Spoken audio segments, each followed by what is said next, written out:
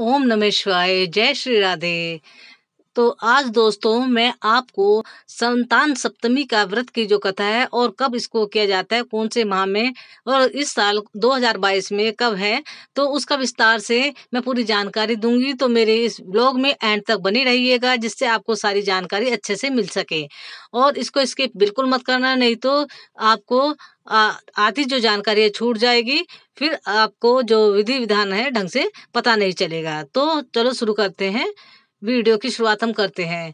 तो इस साल 2022 में ये जो सप्तमी तिथि है, शाम को 3 बजे से लेकर कल 3 सितंबर को ये 12:30 बजे तक रहेगी। जो व्रत है वो हमें कल ही करना है, यानी कि 3 सितंबर को करना है। तो इसको करने से जो संतान संबंधी समस्याएं हैं, जिसके संतान नहीं हो रही हो या संतान के जीवन में कोई बाधा आ रही हो, नत्ती में कोई रुकावट हो, वो इस व्रत को करें तो उससे क्या होगा, इनकी सारी जो संतान संबंधी समस्याएं हैं भोलेनाथ वो अवश्य ही दूर करेंगे। इस व्रत का इतना अधिक प्रभाव है, इसकी तो कहानी मात्र के सुनने से भी बहुत अधिक फल मिलता है। तो चलो शुरू करते हैं इसकी विधि। सबसे पहले हम एक चौकी पर नहा धोकर आसन बिछा लेंगे साफ सुथरा सा, और उस पर भोलेनाथ, माँ गौरी और गणपति भगवान की मूर्ति को स्थापित कर देंगे। चाहे तो आप मिट्टी की भी बना सकते हैं। और उसके बाद 3 बार ओम नमः शिवाय, ओम नमः शिवाय, ओम श्री गणेशाय नमः, ओम श्री गणेशाय नमः, और ऐसे ही जय माँ गौरी, जय माँ गौरी, और जय कार्तिकेय भगवान, जय कार्तिकेय भगवान, और जय हो नंदी की, जय नंदी बाबा की, जय नंदी बाबा की कहकर उन पर हम उंगलियों से जल छिड़क देंगे, यानी कि भाव करें कि हम उनको स्नान करा रहे हैं।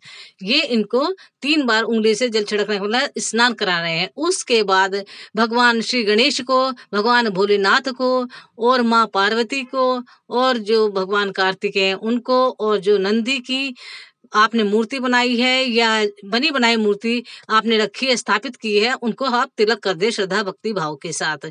और जब भी आप मूर्ति की स्थापना यहाँ करें अपनी चौकी पर, तो उसके नीचे थोड़े चावल के दाने आप जरूर बिछा दें, उसके बाद ही मूर्ति को आप स्थापित करें।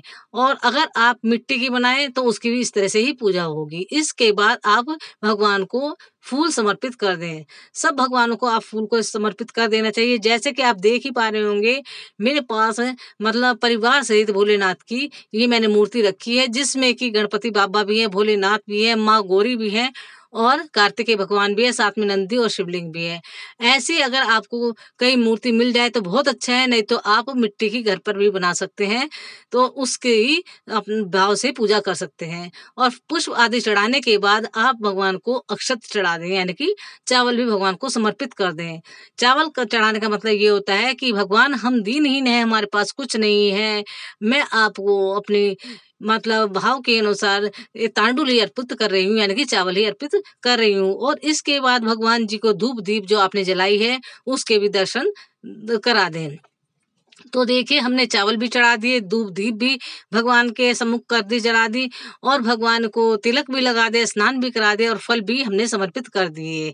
तो इतना करने के बाद और जो भी आप भोग में कुछ भी रखें वो सब भगवान को अर्पित कर दें। और मेन इसका जो भोग लगता है वो होता है, आपको इस दिन मीठे की 7 पूड़ी बनानी है, या तो 7 पूड़ी बना लो या 7 पूड़े बना लो। 7 नहीं, 7 तो मतलब ये है भोग के लिए है, और 7 बनानी है अपने खाने के लिए, या पूड़े या पूड़ी दोनों में से। तो इस तरह करके अगर आप मीठी पूड़ी बनाएंगे तो वो 14 बना लें, 7 को तो जो है मैं अब पूजा में रख दे। जैसे कि हम यहाँ हमने सारी सामग्री रखी हुई है, उन 7 मीठी पूड़ी को, अगर मीठी पूड़ी बनाए हैं तो वो, अगर पूड़े बनाए हैं तो वो सब यहाँ पूजा के स्थान में रख लें। और 7 पूड़ी का भगवान जी को भोग लगाकर, भगवान गणपति को, भगवान भोलेनाथ को, माँ गौरी को और कार्तिकेय भगवान को भोग लगाकर उनसे आशीर्वाद लें। हे प्रभु, मैं आपका ये व्रत कर रही हूँ या कर रहा हूँ, क्योंकि इसे स्त्री और पुरुष दोनों ही कर सकते हैं।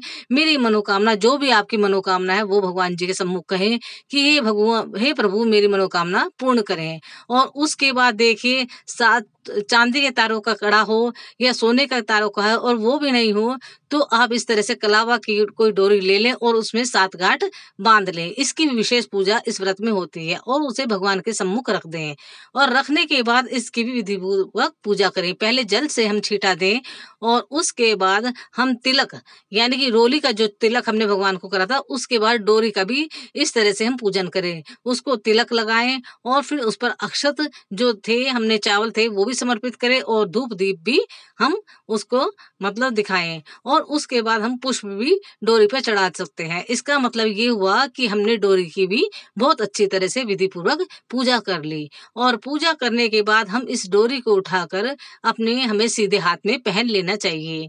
और जब हम व्रत को यानी कि इस व्रत को जब हम करेंगे तो उस वक्त ही हम इसको पहन लेना चाहिए। मैं आपको पहन के इसलिए नहीं दिखा पा रही हूँ क्योंकि इस टाइम मैं अकेली हूँ और मैं इसे अकेली नहीं बांध सकती, तो इसलिए अभी मैं दिखा नहीं पा रही हूँ, लेकिन मैंने आपको समझा दिया है कि इसे सीधे हाथ में बांधनी होती है।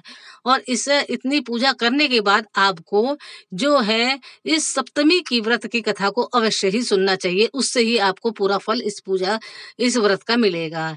और उसके बाद आप जब इस व्रत को खोलेंगे तो मीठी जो पूड़ियाँ आपने साथ पूजी थी वो तो आप किसी ब्राह्मण को दे दे जो आपने दक्षिणा रखी थी, साथ मीठी पूड़ी या पुए, और जो आप दक्षिणा जरूर रखें वो, और जो आपने अपना श्रद्धा भक्ति भाव से जो कुछ भी पूजे में रखा है वो ब्राह्मण को दान दे दें और जो 7 पूड़ियाँ थी वो अपने आप खा लें। इस तरह व्रत संपूर्ण हुआ।